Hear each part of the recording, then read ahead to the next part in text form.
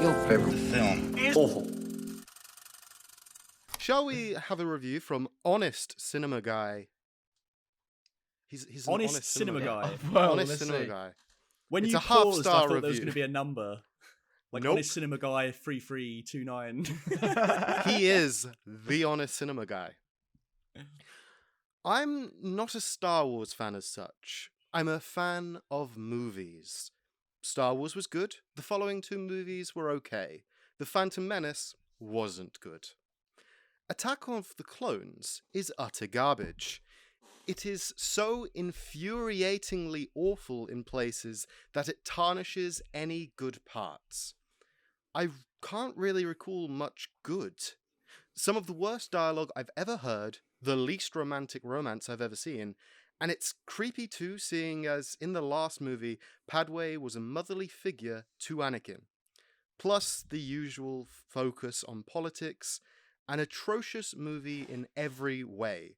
Badly written, stupid nonsense. I think this review is very honest, which is fair enough. He is an honest cinema guy.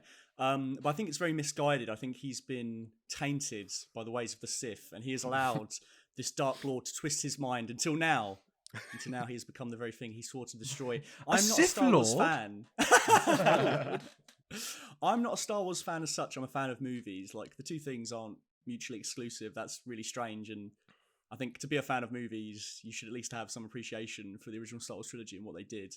Well, he does. He thinks that the first one was good and the other two were like But at he's being minimum, so coy about it, isn't he? Yeah, at minimum, what I mean? the original trilogy is okay, if not good, and the rest is bad. I mean, look, he's entitled to his opinion. I think Attack of the Clones is utter garbage, is unfair, and I think he goes on to explain why I disagree with him, in fact, because of what we just said. So obviously he goes into he doesn't like the romance. I think the romance is well drawn in the sense I like that they knew each other when they were younger.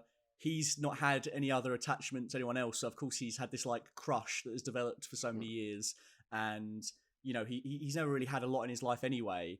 And for him to suddenly meet her again and get forced to protect her and then to be placed in this really tense situation, it's kind of sexy, I guess. It's an interesting way to go with it, and I do buy that these two do want to get together. I just think there's obviously a few lines that are very awkward. Obviously, there's the sand line, which has been parodied to death. But the one that always cringed me out, even as a kid, was when Yes, I know after what you're they've talking kissed. I think you do know what I'm talking about. Yeah. After they've kissed, it's cringing me out even thinking to say it. But he says something like, "I'm haunted by the kiss you should never have given me, Yes, and I'm yeah. praying and hoping Mwah. that kiss will not become a scar." And like he's saying it to her, and she's like, "Oh," like it's just like cringe, premium cringe. It's so cringe. I do kind of Yeah. understand though from the same perspective, like that line is terrible, but I can also understand from like Anakin's point of view of like he's a Jedi, he's not supposed to have any relationships, and he's fancied this girl when he was younger and she's kissed him, and is played on his mind. I can see that would play on his mind forever if he was a young boy, like being kissed. But do you know what I mean? I do understand that as much as that line is cringe. I mean, you can add like a pinch of salt with it all as well, because you got to remember, with this whole attachment thing that they were really pushing in the original movies, he's not had a relationship, so he has never learnt to flirt. No, look, I think all of that stuff is really valid. And I think it's there in the movie somewhat. And then I think some of the dialogue either over-eggs it and makes it really bluntly obvious when it didn't need to be, or it goes off on this weird kind of metaphorical tangents, like him talking about sand and talking about the kiss coming a scar. It's like, you don't need all of that. It's not Shakespeare.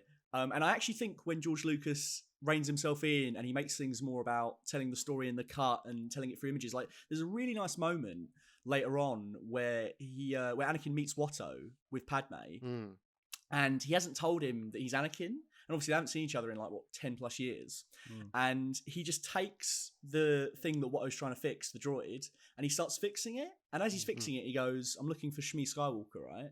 And Watto's like, "Annie?" But he's not sure. And then Anakin puts the droid back down. Watto looks at the droid, sees that it's been fixed perfectly, and he's like, "It is Annie!" Yeah. And it's like, Yeah, because he knew that he was this talented mechanic. He's always been gifted. He's seen that he's fixed this thing, and that's all you need to know. You've seen it in the shot. From, not to mention, a pretty poorly realised CGI character. Not in terms of the effects, but in terms of the overall package. As a character, Watto, not great. But that, for that moment... Annie. Yeah, it's a poorly realised Jewish stereotype, isn't it, really? But to see him have that moment of humanity... and go, oh, it is Annie. Like, oh, I've put it all together. Like, that's a really satisfying moment. And I just wish that kind of filmmaking was in the entire movie. I wish it was more visual, and I wish the dialogue could, well, speak for itself a little bit more. Yeah, 100%. Like, it's little moments like, when Anakin's standing, looking out by like the window, where like looking out at the where he's like looking after Padme. Do you know what I'm talking about? That really cool shot of him standing there. Like before they go to Tatooine. Yeah, like that to me says everything. He doesn't need to say to anyone, oh, it's because I've been having dreams about my mother, blah, blah, blah. We've seen that. All he has to do is show that shot, and then afterwards he goes, I've got to go somewhere. I'm sorry, I've got to leave you, but I've got to go. Like, do you know what I mean? Like, that's all you need as an audience, as anyone needs. It tells you enough. I think that is the problem. I think sometimes this film comes across like it could have done with like another draft almost. Like, it's there. It's just the dialogue is just really clunky. And like, it's so on the nose sometimes. Like, I mean, as it's been parodied to death for a reason. And I think that a lot of people think about this movie, they think about that. And they don't think about some of the other good stuff that happens in it. And I think because obviously it's so terrible, some of the dialogue, and like, it is some of the worst dialogue. I do understand that guy saying that, but he's not wrong. He's not wrong. But I think that doesn't mean there isn't a lot of merit to this movie, and that there isn't something that could have been. And I think particularly, maybe we're a bit forgiving because I think Star Wars fans, obviously the Star Wars fans that have grown up now, we've grown up with the perspective of, we know this bit's clunky, but like where the story is going, I was like, oh, this is a good idea from George Lucas. I like this. There is a movie out, there is a trilogy out there that is perfection that we just didn't quite get.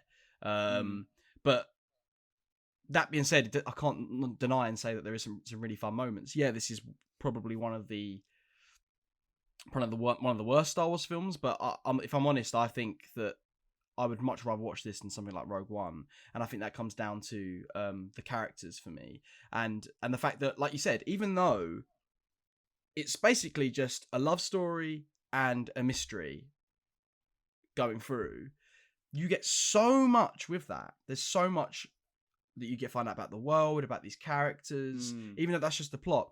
Whereas like for Rogue One, which you could almost argue is even more in depth in that sense, doesn't delve into those things as much. I see what you mean. I think for me, it's that this is an essential Star Wars story tying into the original trilogy that details both why Anakin is a caring person who is a good Jedi, but whilst he's also someone who seeks out attachments and, allows himself to give in to hatred and anger, via the Tusken Raider scene. And that stuff's all really interesting. Versus, for me with Rogue One, it's just, here's this little sentence in the title call of A New Hope, and here's a whole movie of that. How did they get the Death Star plans? And just for me personally, even though this film, I think, stumbles and is a lot hokier and a lot more wooden at times, and some of the technical stuff hasn't aged quite that well, I still think it tells an essential Star Wars story that I want to see the fall of Darth Vader. I don't so much really care about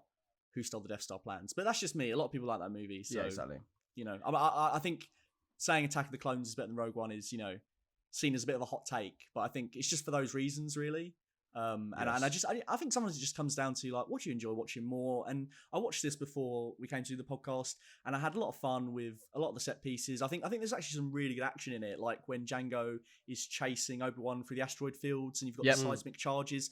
The sound design on that is fantastic. The whole, as I said earlier, the pit arena scene with the three different creatures, again, really well designed, really great tension. And also, Padme as a character, against two Jedi, she climbs up to the top of the pillar, starts, taking on the cat creature, the Nexu, I think it's called, by herself. You get to see through the action what a competent character she is. She stands her own in that pit arena against, like, literally amongst an army of Jedi and battle droids. Yep. And that whole sequence is great. And then it literally, the clones come down and obliterate all the droids. That bit is awesome. And also, you know, on your point about Rogue One being an inferior movie, I said this before in a previous video, so I'm just regurgitating my old stuff here. But I still think it's an appropriate point for this podcast. Attack of the Clones does the same moment in Rogue One way better. And it's the moment where the cavalry comes in, all seems lost, the Jedi are boxed in on Geonosis, Count Dooku's like, you can either get, you know, we can either be made hostages or you will die. And Mace Windu's like, well, we're not going to be hostages to be bartered, Dooku. You will die then. Everything seems lost. They seem screwed. At the last second, the last possible second, the tension is at an all-time high. We've stretched the rubber band, as Quentin Tarantino would say. The gunship's You hear Yoda coming. say, "On your left." Brilliant. Yes, but again, that moment in Avengers Endgame, fantastic moment, because like Attack of the Clones, Captain America is down to his last legs, like the Jedi are, like they've been defeated. Thanos' whole army stands, you know, opposite him. What is he going to do? We get both of those moments really well realized in those movies. Whereas in Attack of the Clones, in Rogue One, you just know that the cavalry's coming. There's a scene where they cut to the fighters refueling and everything flying off. And then 20 minutes later, they arrive when the team are struggling. But it's like, well, I knew they were coming. So there was no tension in that. And I just think, it weirdly, the Rogue One battle at the end is always really praised as like a stunning bit of action. But I think it's not at all. I don't think there's much tension in it. I think it's a bit meandering. I don't think the geography's very well realised. And there's no moment for me where all seems lost. Yes, a load of characters die, but I feel like it gets to the point where it's almost parody of like, the first one's died, the second one's died, now they're all going to die because obviously you don't see them in A New Hope. I don't think it's necessarily inherently tense just because we're seeing characters die. There needs to be something that is lost in the process. And for a bunch of characters that I've never met before the movie in the Star Wars world and haven't painted a very good picture of who their personalities are. Still don't really know who they are by the end. No, exactly. So how can I really care when all this stuff's happening? Yep. I would 100% agree with all that. And I think it's interesting as well that you brought up the Endgame moment with the Yoda, sort of with all of them coming in, the clones and stuff. Because I read in the new issue of Empire, there was a little segment where Kevin Feige spoke about, they was talking about their top sort of cinema moments and moments they particularly remember where the audience went crazy in the cinema or scared or whatever. And he directly referenced the scene where Yoda turns up in Attack of the Clones, and he said when that happened at the time, people lost their fucking minds in a similar way. And I think it's interesting because I think that you compared that scene with Captain America, because I think that was intentional of Kevin Feige. He wants to recreate those moments. I suppose he's kind of been doing it his whole career, isn't it? Exactly. And I think it's really interesting because, like, yes, this is a movie that, you know, a lot of people have panned and said is rubbish, but this is something that a producer like Kevin Feige has looked at and taken that and then made a career out of that moment almost. And I think that's, fascinating. Yeah, it's exactly like you've both said. It's one of those that this film is not the best, but there's enough bits that are like diamonds in the rough. And it is like, this bit's great, this bit's great, this bit's great. It's not in a great package, but there's enough to like pluck out of and get a lot of enjoyment out of. It's like I've got my burger and I'm pulling out the tomatoes and I'm putting the tomatoes over here. And like, it's, you know, it's a takeaway burger. It's not like a restaurant style burger. It's still pretty good. It's still a burger. Yeah, it could be better. It'll fill you up. You get your filth. It's tasty. You get your filth. Yeah. Yeah. What's your favorite? God, that's awful. Favorite? Awful. Awful. Your favorite Film. awful.